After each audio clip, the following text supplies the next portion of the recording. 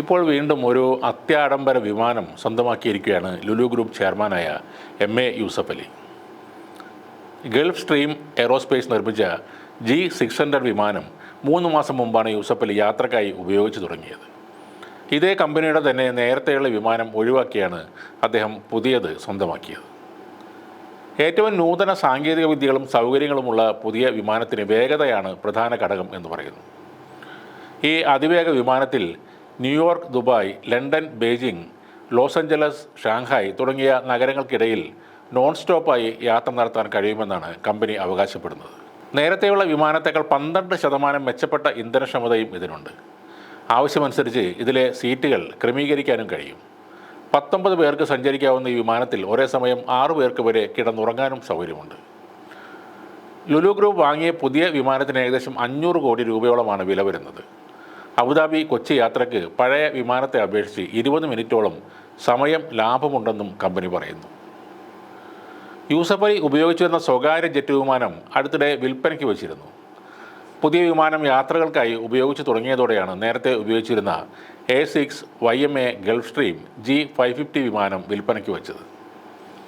സ്വകാര്യ ജെറ്റ് വിമാനങ്ങൾ വാങ്ങാനും വിൽക്കാനും സഹായിക്കുന്ന അമേരിക്കയിലെ സ്റ്റാൻഡൺ ആൻഡ് പാർട്ട്നേഴ്സ് ഏവിയേഷൻ എന്ന കമ്പനിയാണ് വിൽപ്പനയ്ക്കായി ഈ പരസ്യം ചെയ്തിരുന്നത്. 8 വർഷം പഴക്കമുള്ളതാണ് യൂസഫ് അലിയുടെ ആ പഴയ വിമാനം. ആകെ 3065 മണിക്കൂറുകൾ പറന്നിട്ടുണ്ട്. അമേരിക്കയിലെ വിർജീനിയ ആസ്ഥാനമായുള്ള ജനറൽ ഡൈനാമിക്സിൻ്റെ ഉടമസ്ഥയിലുള്ള ഗൾഫ് സ്ട്രീം എയ്റോസ്പേസ് കമ്പനി നിർമ്മിച്ച വിമാനത്തിൽ 16 യാത്രക്കാരെ വഹിക്കാനുള്ള ശേഷിയാണുള്ളത്. വിമാനം വിൽക്കാൻ ഉദ്ദേശിക്കുന്ന വില വെബ്സൈറ്റുകളിൽ നൽകിയിട്ടില്ല.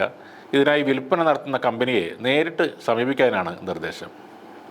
2016 350 കോടിയിലധികം രൂപ ചെലവഴിച്ച് യൂസഫ് അലി ഈ G550 വിമാനം സ്വന്തമാക്കിയത്. ലെഗസി 650 വിമാനമായിരുന്നു അതിനു മുമ്പ് അദ്ദേഹം ഉപയോഗിച്ചിരുന്നത്. ലോകത്തിലെ അതീവ സമ്പന്നരുടെ മിക്കവരുടെയും പ്രൗഢിയുടെ അടയാളമായി കണക്കാക്കുന്നത് അവരുടെ വാഹനങ്ങൾ കൂടിയാണ്. അതിൻ്റെയൊക്കെ വില അവരുടെ സാമ്പത്തിക ശേഷിയുടെ അടയാളമാകും എന്നതുകൊണ്ടുകൂടിയാണത്. അത്തരത്തിൽ ലോകസമ്പന്നരുടെ ശേഷി അളക്കുന്ന ഒരു കാര്യമാണ് സ്വന്തമായുള്ള പ്രൈവറ്റ് ജെറ്റുകളുടെ വിവരങ്ങൾ. ഇന്ത്യയിലെ സമ്പന്നരിൽ പലരുടെയും കൈവശം പ്രൈവറ്റ് ജെറ്റുകളുണ്ട്. അതിൻ്റെ പ്രധാന ആവശ്യം എന്തെന്നാൽ ബിസിനസ് ആവശ്യങ്ങൾക്കായി മുൻകൂട്ടി തീരുമാനിക്കാത്തതുൾപ്പെടെ നിരവധി വിദേശ യാത്രകർ ഇവർക്ക് പെട്ടെന്ന് ചെയ്യേണ്ടി വരാറുണ്ട്.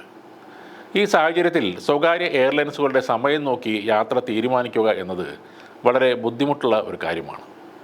ഈ സാഹചര്യത്തിൽ പ്രൈവറ്റ് ജെറ്റുകൾ തന്നെയാണ് ഏറ്റവും നല്ല മാർഗം. DGCAയുടെ കണക്കുകൾ പ്രകാരം ഇന്ത്യയിൽ 550 പ്രൈവറ്റ് ജെറ്റുകളാണ് ഇപ്പോൾ ഉള്ളത്. ഇതിൽ സ്വകാര്യ ജെറ്റ് വിമാനങ്ങൾ, ഹെലികോപ്റ്ററുകൾ തുടങ്ങിയവയും ഉൾപ്പെടുന്നുണ്ട്.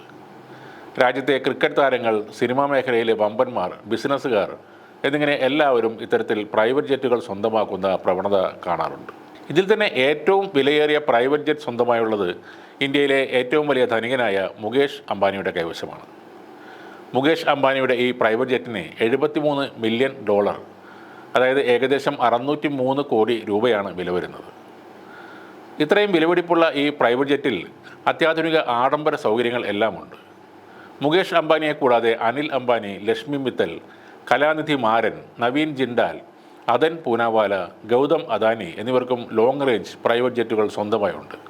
ഇന്ത്യയിൽ ഏറ്റവും അധികം ബഹുമാനിക്കപ്പെടുന്ന ബിസിനസ്സുകാരിൽ ഒരാളായ രത്തൻ ടാറ്റയുടെ കൈവശം ദാസോട്ട് ഫാൽക്കൺ പ്രൈവറ്റ് ജെറ്റാണ് ഉള്ളത്.